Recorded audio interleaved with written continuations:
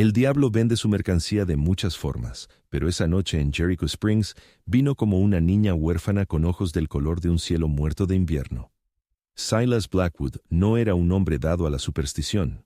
Era un ranchero con 30 cabezas de ganado famélicas, un alma desgastada por la soledad y un único dólar de plata que le compró la niña que el dueño del salón juró que era propiedad no reclamada. Cuando la llevó a la fría cabaña, ella no se resistió. Él no entendió que la elección nunca fue sobre poseer su cuerpo. Se trataba de si su propia alma podría sobrevivir al eco de la de ella rompiéndose, una deuda que vencía al amanecer cuando se despertó gritando su nombre y no pudo parar. El viento del altiplano era un escultor de huesos. Había tallado los cañones, desnudado los árboles y durante 3 largos años había trabajado en el alma de Silas Blackwood. La propia tierra se estaba rindiendo. Sus 30 cabezas de ganado eran esqueletos andantes, con las pieles tensas sobre las costillas salientes y sus mugidos, una queja seca y resonante contra un cielo metálico e implacable. El lecho del arroyo, antes una cinta de vida, era ahora solo una cicatriz de lodo agrietado y piedras blanqueadas. Cada punto de referencia era una lápida. La más grande, un par de sencillas cruces de madera en la colina, marcaba donde su mundo había terminado. Sarah, el pequeño John. Nunca pronunciaba sus nombres, no tenía por qué hacerlo. El silencio en su cabaña los gritaba con suficiente fuerza, trabajaba de sol a sol, una estatua andante de estoicismo, reparaba cercas que no contenían nada, desbrozaba tierras en las que no crecería nada nuevo. Sus manos, callosas y duras como madera petrificada, se movían con la sombría economía de un hombre que le había declarado una guerra personal a la quietud. Era la única manera de evitar que el silencio echara raíces dentro de él. Pero cada atardecer, al entrar en la cabaña de una sola habitación, el silencio ganaba.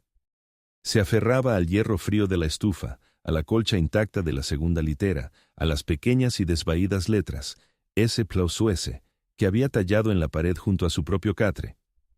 Esa tarde, descubrió su pulgar trazando la forma de la inicial de su esposa, un fantasma tocando a otro fantasma. Ese fue el momento en que se decidió. No podía enfrentar el silencio una noche más. Jericho Springs era menos un pueblo que un cúmulo de pecados unidos por el barro y la desesperación. Silas cabalgó hasta allí no en busca de placer. La capacidad para sentirlo se le había consumido, sino simplemente de ruido. El repique del martillo de un herrero, las notas desafinadas del piano de un salón, los gritos de borrachos que aún tenían algo por lo que gritar. Ató su caballo y atravesó las puertas vaivén del salón La Gallina Cacareadora, con el último dólar de plata en su bolsillo pesando como una lápida. El aire estaba cargado del olor a whisky barato, sudor y arrepentimiento. Silas se sentó en el extremo de la barra, dejando que el caos lo envolviera. No sirvió de nada, el ruido era solo un tipo diferente de vacío. Fue entonces cuando el dueño del salón, un hombre grasiento con cara de hurón llamado Barlow, se deslizó a su lado. «Temporada difícil, Blackwood», gruñó, limpiando la barra con un trapo que solo reorganizaba la suciedad. Silas solo asintió, mirando fijamente el líquido ámbar en su vaso. «Un silencio como el tuyo puede devorar a un hombre vivo», continuó Barlow, bajando la voz a un susurro insidioso. «Tengo algo para eso. Recién llegada en la diligencia. Niña huérfana. Callada. Nadie la ha reclamado». Señaló con la barbilla hacia el fondo de la sala. Y entonces Silas la vio. Estaba sentada en una caja, pequeña y quieta como un cervatillo escondiéndose de un lobo. Su vestido era una prenda sencilla, de color arpillera, y su pelo negro caía en una cortina enmarañada alrededor de su rostro. No miraba a nada, pero su quietud era un grito en la estridente sala. Fueron sus ojos los que lo atraparon. Cuando finalmente levantó la vista, vio que eran del color de un cielo muerto de invierno, conteniendo un tipo de vacío que hacía que su propia soledad pareciera un charco superficial. En ese momento, un pensamiento desesperado e irracional echó raíces en la mente de Silas. Quizás un vacío podría ser llenado por otro. Dejó caer su último dólar de plata sobre la barra. El sonido fue agudo, definitivo. «No está en venta», dijo Silas con la voz oxidada. «Estoy pagando su deuda. Es libre». Barlow se rió, un sonido húmedo y feo. «Llámalo como quieras, ranchero. Es propiedad no reclamada. Pagas el dólar, la reclamas». El camino de regreso al rancho fue largo, con la niña siguiendo al caballo como un fantasma. No le había preguntado su nombre. Ella no se lo había ofrecido. Cuando llegaron a la cabaña, encendió la lámpara y la luz parpadeante proyectaba sombras largas y danzantes. Señaló la segunda litera, la que había estado vacía durante años. «Puedes dormir ahí». Ella no se movió. Durante un largo y agónico minuto, el único sonido fue el aullido del viento afuera. Miró el catre de cuerda. Luego su mirada se desvió hacia la tosca talla en la pared. S+S. Entonces lo miró directamente a él. Sus ojos de invierno muerto sostuvieron los suyos, y en sus profundidades él vio una comprensión profunda y aterradora. Dio un paso más cerca, deteniéndose justo delante de él. Su voz, cuando llegó, fue un susurro seco, el sonido de las hojas de otoño rozando una tumba. «Ahora soy tu propiedad». No era una pregunta, era un veredicto. En su voz, Silas no escuchó sumisión, sino el chasquido final y frágil de un alma que se rinde. Y en ese momento, la presa de su propio dolor, contenida durante años por el trabajo incesante y el silencio estoico, finalmente se rompió. La alcanzó, en un acto simple y brutal para llenar el vacío de su vida, un intento desesperado por demostrar que algo en su mundo todavía estaba vivo. Tomó lo que creía que era suyo, sellando un pacto que no podía comprender, y apretando el gatillo de un destino que lo había estado esperando todo el tiempo. Silas despertó con un frío más profundo del que el aire del amanecer podía explicar. La liberación brutal de la noche anterior no había traído calor ni alivio, solo un eco hueco. El ara ya estaba levantada, una silueta pequeña y quieta contra la luz gris de la ventana. Se movía por su pequeña cabaña, con la gracia ingrávida de un fantasma, su presencia un signo de interrogación silencioso y constante. Él había esperado algo. Lágrimas, ira, miedo. No recibió nada. Su silencio era un espejo que solo reflejaba la fealdad de su propio acto desesperado. Los días se convirtieron en una semana de este silencio sofocante. Silas se lanzó a su trabajo con una furia renovada, como un hombre que intenta huir de un fantasma en su propia tierra. Exhibía su competencia como un escudo. Reparó la cerca podrida del corral con una precisión meticulosa, los golpes de su martillo resonando en un ritmo de control feroz. Acarreó cubos de agua del pozo profundo, sus músculos tensos, un pago tangible contra la deuda intangible que sentía. Incluso logró encontrar una pequeña parcela de pasto lejos al norte, moviendo lo último de su ganado moribundo, con la sombría determinación de un general que se niega a admitir una guerra perdida. Pero nada de eso importaba. Regresaba a la cabaña, exhausto y cubierto de polvo, para encontrar un tazón de estofado ralo sobre la mesa. Ella no comía con él. De hecho, nunca la vio comer. Simplemente se sentaba en su litera, remendando un desgarro en su vestido monótono con puntadas diminutas y perfectas, sus ojos de invierno muerto viendo algo mucho más allá de las paredes de la cabaña. El silencio comenzó a deshilachar su cordura. Las noches eran lo peor. Lo atormentaban pesadillas, visiones fragmentadas de fuego y sangre, y el sonido escalofriante de susurros en un idioma que no conocía pero que entendía en sus huesos. Era un lenguaje de puro dolor. Se despertaba bañado en un sudor frío y los susurros parecían persistir en los rincones de la habitación. Empezó a hablarle, su voz áspera y fuerte en la quietud opresiva, un intento desesperado de demostrar que ese seguía siendo su hogar. «¿Cuál es tu nombre?», le exigió una noche. Ella simplemente lo miró a los ojos y continuó cosiendo. «¿De dónde eres?». «Nada». Las preguntas se convirtieron en súplicas. «¿Qué quieres de mí?». Cada vez, ella simplemente lo miraba, su silencio un muro absoluto e inquebrantable. Había pensado que estaba comprando una compañera para llenar el vacío. En cambio, había comprado un abismo, y sus profundidades comenzaban a devolverle la mirada. Fue al 8º día que el mundo finalmente se inclinó. Estaba buscando un ternero perdido cerca del lecho seco del arroyo cuando lo escuchó. Un sonido tan ajeno en su mundo de silencio que le detuvo el corazón. Una melodía baja y evocadora, antigua y triste. Siguió el sonido y encontró a Elara arrodillada junto a la orilla del agua. Había construido una pequeña e intrincada espiral de piedras grises y lisas. En el centro, una pluma de cuervo se erguía, temblando con el viento. Ella tarareaba la melodía, con los ojos cerrados, una sacerdotisa en un altar olvidado. «¿Qué es esto?». La voz de Silas fue un crujido áspero en el aire. «¿Qué estás haciendo?». Su tarareo se detuvo. Abrió los ojos. Por primera vez no estaban vacíos. Contenían el peso de un siglo. «La tierra tiene sed», dijo su voz clara y fría. Recuerda el precio que se pagó, exige que se honre la deuda. Un escalofrío que no tenía nada que ver con el viento le recorrió la espina dorsal a Silas. ¿Deuda? ¿Qué deuda? Se levantó lentamente, su mirada apartándose de él y fijándose en un único y retorcido álamo que se alzaba solitario en la orilla opuesta, sus ramas como dedos esqueléticos contra el cielo. «Pregúntale al hombre que plantó este árbol», dijo, su voz una sombría profecía, «¿qué pagó por esta tierra?». Él no quería ir. Cada instinto le gritaba que corriera, que se alejara y nunca mirara atrás, pero estaba atrapado por una pregunta que ahora tenía que responder. Cruzó el lecho del arroyo, la tierra seca crujiendo bajo sus botas. La base del viejo álamo estaba cubierta de raíces nudosas, como garras aferrándose a la tierra. Inquieto, pero impulsado por una fuerza que no entendía, comenzó a cavar con sus propias manos, desgarrando el suelo seco y compacto. A unos centímetros de profundidad, sus dedos rozaron algo suave. Cuero. Lo sacó. Era una bolsa vieja y podrida, del tipo que su padre solía llevar. Con manos temblorosas, desató el cordón. No era oro. Dentro había un puñado de monedas de plata deslustradas, cada una idéntica al único y maldito dólar que había dejado en la barra del salón. Y debajo de ellas, algo más. Un único mocasín de niño, bellamente adornado con cuentas pero rígido por una mancha oscura y antigua. El mundo se quedó en silencio. El viento, los insectos, el lejano grito de un halcón, todo desapareció. Solo existía el peso de la bolsa en su mano y la terrible y creciente comprensión en su corazón. Esto no era solo el pasado de ella, era el suyo. Y su propia transacción desesperada no fue un comienzo, sino el eco final y condenatorio de un pecado original.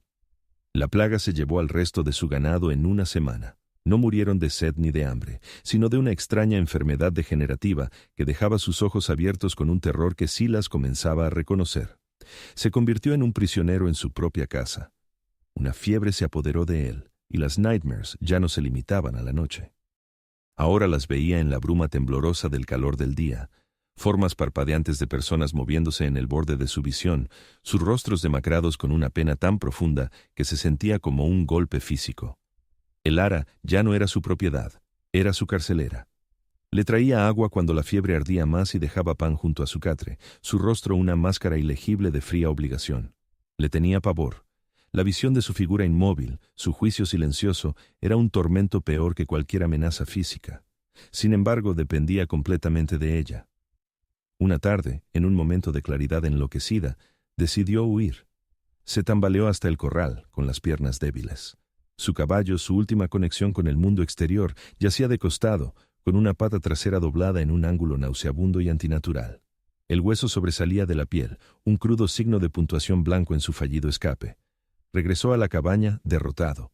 Reunió sus últimas fuerzas y le rugió. «¡Fuera! ¡Lárgate de este lugar!». Se paró en la puerta para echarla, para reclamar su hogar. Ella simplemente se quedó frente a él, un objeto inamovible, sus ojos de invierno muerto sosteniendo los suyos. Fue él quien retrocedió, un rey destronado en su propio castillo en ruinas, completamente despojado de poder y autonomía.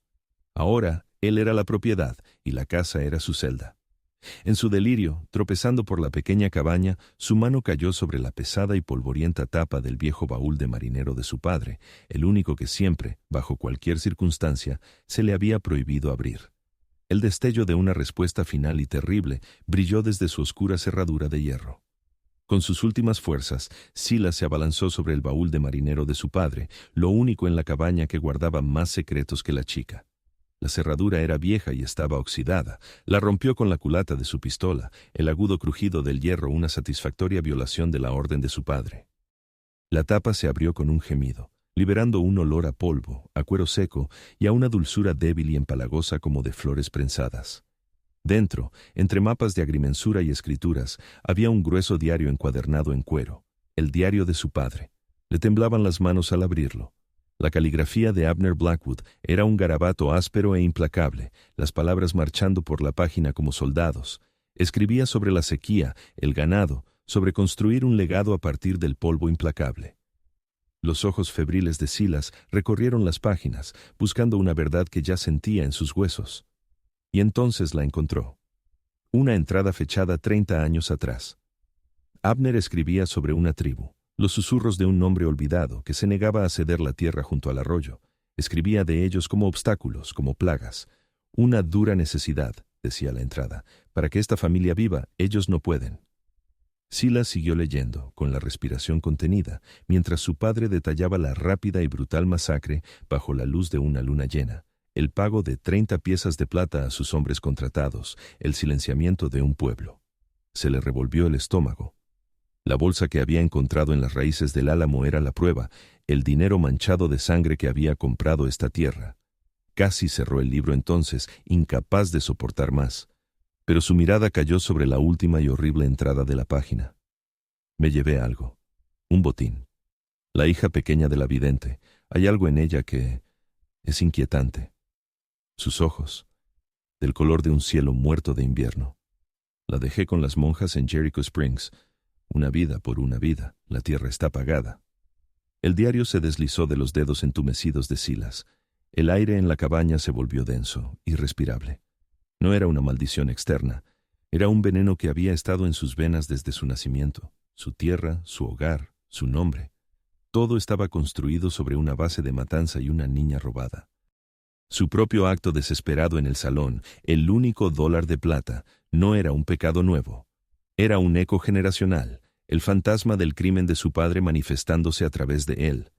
El yo ciego con el que había vivido toda su vida, la creencia de que era un buen hombre sufriendo una desgracia fortuita, se hizo añicos. Ahora veía la terrible e intrincada arquitectura de su propia perdición. El pago final por este pacto inquebrantable no era solo su cordura, era su alma. Se levantó del suelo. La fiebre había desaparecido, reemplazada por una claridad tan fría y vasta como una pradera invernal. Entró en la habitación principal. El ara estaba de pie junto al hogar, de espaldas a él, mirando las brasas moribundas.